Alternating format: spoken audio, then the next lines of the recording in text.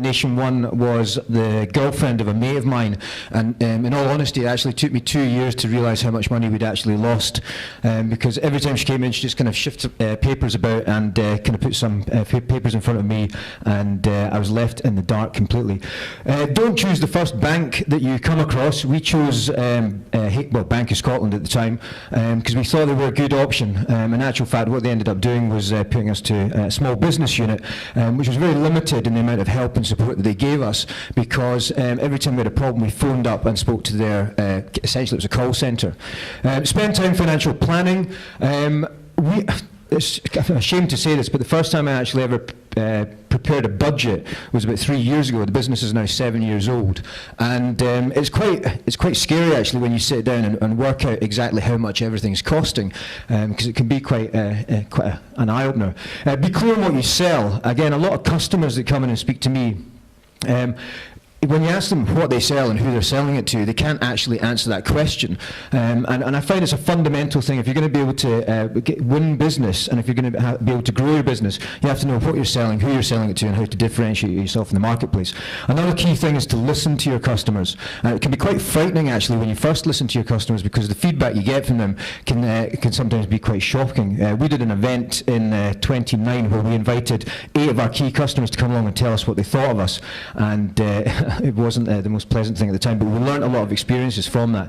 Invest in a great team. This is the #1 tip that I've taken from any event that I've ever went to, which has had an entrepreneurial audience that's talking about businesses that they've grown. People are core to any business, and it's taken me a long, long time to realise that. Now that I've realised that, I'm investing in that, and I've seen the fruits of having these great people working for me and with me.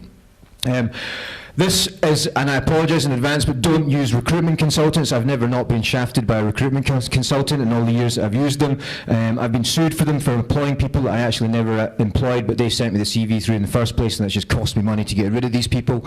But it has been quite a frustrating experience dealing with recruitment consultants. There may be some good ones out there, but I've not met them yet.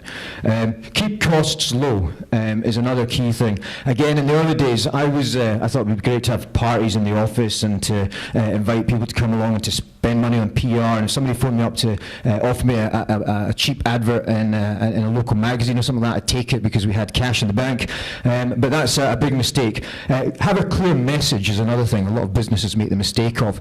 They don't have one clear message which they hammer home to absolutely every customer, and make sure that the staff inside your employees inside the organisation also understand what the message is that you're sending out to your customers.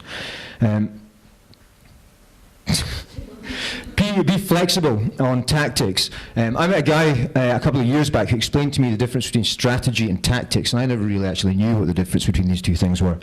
Tactics are the individual little things you employ in order to get to your end vision, so it's your individual activities. And you've got to be flexible then, because the marketplace obviously changes and the economy changes.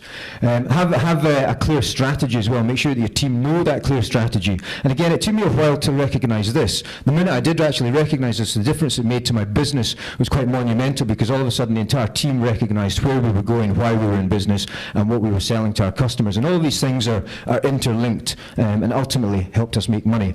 Be honest with your staff and your customers. If you're having a hard time, tell them about it. If things are going well, tell them about it. A problem halved is a problem shared. And running a business, for those of you that do it, can be quite a lonely place. And if you share some of those tough times with your staff, then it can make it slightly easier to do.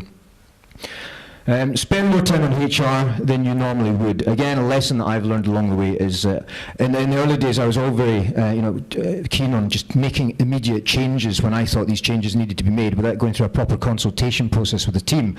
And what actually ended up happening is these guys were sitting there, unbeknown to me, getting these decisions that I was making forced upon them, and it was making their life very, very difficult, so involve them in it. Try and get paid up front. Another key one. I don't know how many times we've been shafted and not been paid by customers, and it's difficult to get money from people once you've done the job. So a key tip I can give everybody is try and get money, or at least a bit of money up front. Don't do favours is the next one. Anytime that we've ever done a favour for somebody, it's come back to bite us in the ass. The minute you do something for an organisation and you don't have a monetary value immediately attached to that, then all of a sudden they don't realise how much work you're actually putting into that. And also because you're doing it for free, they don't have a value for it. So even where you're able to get away charging for a small amount of money for doing something, I would advise not to do favours.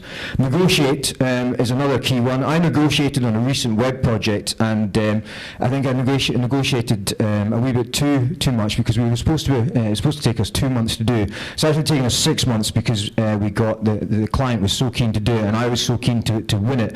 But let's be clear on what your negotiation boundaries are. Don't be afraid to fail. We've failed many times, but you learn from these failures and you learn from these mistakes. And I think any time that I personally have ever failed, I've taken a lot from it. And again, if you're honest about your failures with the people that you work with, then these can be seen as strengths later on. Take risks as much as possible. The greater the risk, the greater the reward. As your business grows and becomes more successful, you'll recognise that the risks have to be more calculated, because essentially you're risking the team that's now working for you, and the bigger the team gets, obviously they're sharing the risk. So again, that goes back to the honesty, goes back to having the clear message and the clear strategy. Be passionate is another key message that I've got. Anytime that we're in pitching for a bit of business, we're a digital marketing company, anytime we're in pitching for a bit of business, and there's us as a young, passionate, ambitious organisation, and there's a more established agency or a bigger player, it's always the passion that wins it for us, because clients like working with passionate companies. And ultimately, everything you do, or everything that I believe you do in business, should focus on having fun. And if you're not having fun, then you're not going to enjoy yourself. Thank you very much, ladies and gentlemen. My name is Andrew Grant.